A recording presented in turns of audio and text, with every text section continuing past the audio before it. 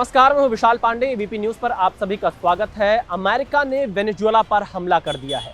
Venezuela दक्षिण America का एक देश है जहां पर अमेरिका ने एक सैन्य अभियान चलाया और इस अभियान में जो वेनेजुएला के कुछ रणनीतिक पॉइंट थे उन पर हमला किया है और ऐसा दावा अमेरिका के राष्ट्रपति डोनाल्ड ट्रंप ने ट्रुथ सोशल पर पोस्ट कर किया है। और अमेरिकी राष्ट्रपति डोनाल्ड ट्रंप ने यह भी कहा कि अमेरिका का यह सैन्य अभियान सफल रहा है।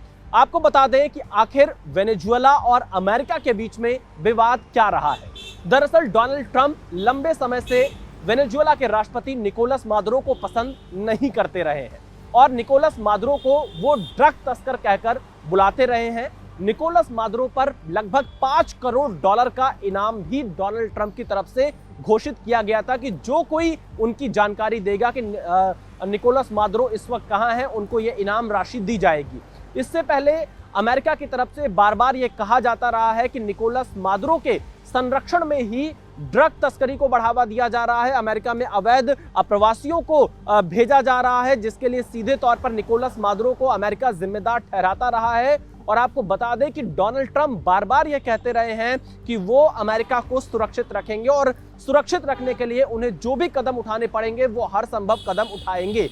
बीते दिनों की अगर हम बात करें तो अमेरिका ने वेनेजुएला के आसपास जो कई ऐसे शिप थे जिनके ऊपर यह आरोप अमेरिका की तरफ से लगाया गया कि उसमें ड्रग तस्करी की जा रही है, कोडीन की तस्करी की जा रही है, और उस आधार पर उन शिप को अमेरिका की सेना ने जब्त भी किया था और एक शिप पर हमला भी कर दिया था। इसके साथ ही साथ अमेरिका बार बार यह भी कहता रहा है कि प्रतिबंधित तेल जो आयात निर्यात वेनेजुएला की तरफ से किया जा रहा है वो घोस्ट शिप का इस्तेमाल वेनेजुएला की ओर से किया जा रहा है और यह सब अमेरिका के हितों को प्रभावित कर रहा था।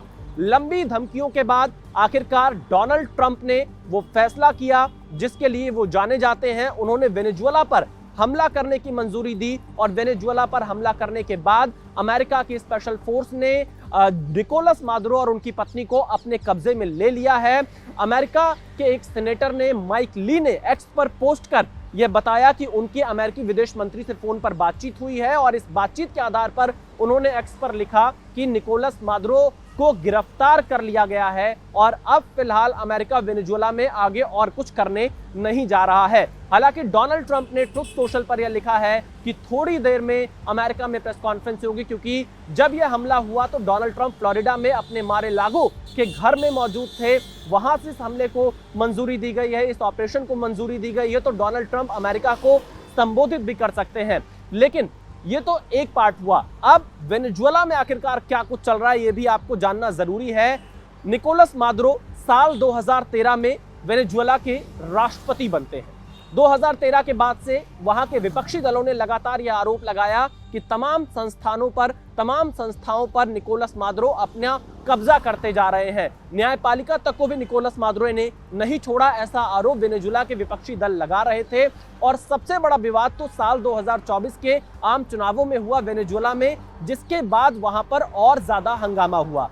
साल 2024 के चुनाव में वेनेजुएला के विपक्षी दल यह कह रहे थे, यह दावा कर रहे थे कि उनकी जीत हुई है और उनकी जीत के बाद भी निकोलस मादुरो को राष्ट्रपति बना दिया गया है, जिसके बाद जो विपक्षी दल के उम्मीदवार थे उन्होंने देश छोड़ दिया था। और मारिया, जो कि जिन्हें हाल ही में ओस्लो में नोबेल शांति पुरस्कार दिया गया है, उनके चुनाव लड़ने पर ही निकोलस मादुरो ने प्रतिबंध लगा दिया था और मारिया को वेनेजुएला का विपक्ष का नेता कहा जाता रहा है। और देखा जाए तो लंबे समय से वेनेजुएला में विपक्षी दल निकोलस मादुरो के खिलाफ आग उगल रहे थे, निकोलस मादुरो को तमाम चीजों के लिए जिम्मेदार ठहरा रहे थे। और इन सब के बाद अब निकोलस मादुरो को कैप्चर कर लिया है यूएस की स्पेशल फोर्सेस ने। तो ऐसी स्थिति में वेनेजुएला में क्या होगा? वेनेजुएला के संविधान के अनुसार वेनेजुएला के उपराष्ट्रपति राष्ट्रपति की गैर मौजूदगी में सत्ता को संभाल सकते हैं। लेकिन क्या जो वेनेजुएला के मौजूदा उपराष्ट्रपति हैं वही वेनेजुएला की सत्ता संभालेंगे या विपक्षी दल अब आगे आएगा और वेनेजुएला की जो सत्ता है उसको संभालेगा? इसके लिए हमें अभी और ज्यादा जानकारी का इंतजार करना होगा। वेनेजुएला के राष्ट्रपति निकोलस मादुरो ने बीते दिनों में रूस और चीन से भी मदद मांगी थी। हालांकि कोई विशेष मदद रूस और चीन की तरफ से वेनेजुएला को नहीं मिली है, लेकिन इस हमले के बाद रूस ने इस पर चिंता व्यक्त की है और संयुक्त राष्ट्र सुरक्षा परिषद की तत्काल बैठक बुलाने की मांग की है। ईरान ने भी अमेरिका के इस हमले की निंदा की है। ईरान के विदेश मंत्रालय ने एक्स पर पोस्ट कर वेनेजुएला पर अमेरिकी हमले की निंदा की है। देखना यह होगा कि वेनेजुएला में आगे क्या कुछ होता है।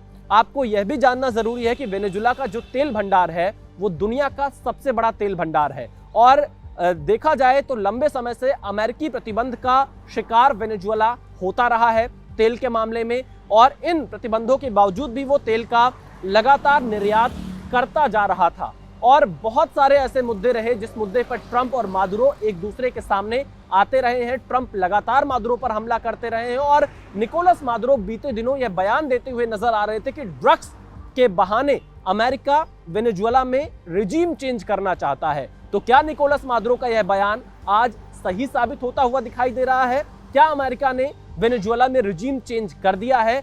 ये एक बड़ा सवाल यहां पर उठ रहा है, क्योंकि अमेरिका के मुताबिक देखा जाए तो निकोलस मादुरो अमेरिका के लिए एक बड़ा खतरा थे। तो क्या इस खतरे को मानते हुए अमेरिका ने यह हमला किया है? नंबर 1।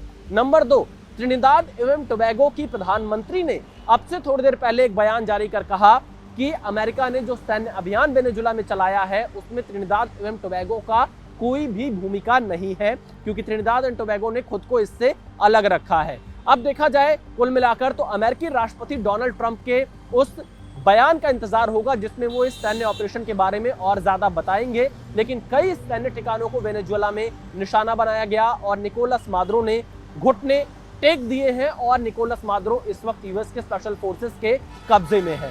तो देखना यही है कि आगे वेनेजुएला में क्या कुछ होता है, अमेरिकी राष्ट्रपति डोनाल्ड ट्रंप आगे कैसे मूव करते हैं, चीन इस पर क्या प्रतिक्रिया देता है। रूस की तरफ से निंदा जरूर की गई है, चिंता व्यक्त किया गया है, संयुक्त राष्ट्र सुरक्षा परिषद की बैठक बुलाने की मांग की गई है, लेकिन आगे इस पर दुनिया कैसे प्रतिक्रिया देती है, खासतौर पर यह डोनाल्ड ट्रंप के लिए भी जो पूरी दुनिया में यह कहते आए हैं कि उन्होंने युद्ध रुकवाए हैं, उन्होंने शांति स्थापित की है, वो तमाम देशों के युद्ध रुकवाने का दावा करते रहे हैं। तो सवाल उनके ऊपर भी उठ रहे हैं कि क्या उन्होंने वेनेजुएला में ये एक तरह से हमला कर अपने बयानों से अलग हटकर कोई काम किया है। हालांकि डोनाल्ड ट्रंप के समर्थक ये कह रहे हैं कि जो उन्होंने चुनावी वादा किया था कि अमेरिका में अवैध अप्रवासियों को रोकेंगे, ड्रग तस्करी को रोकेंगे, ये उनके उस वादे का यहाँ पर असर दिखाई दे रहा है, वो अपने वादे को पूरा कर रहे हैं। तो ट्रंप के समर्थकों का यह दावा यहाँ पर जरूर किया जा रहा है, लेकिन देखना यही है कि विश्व समुदाय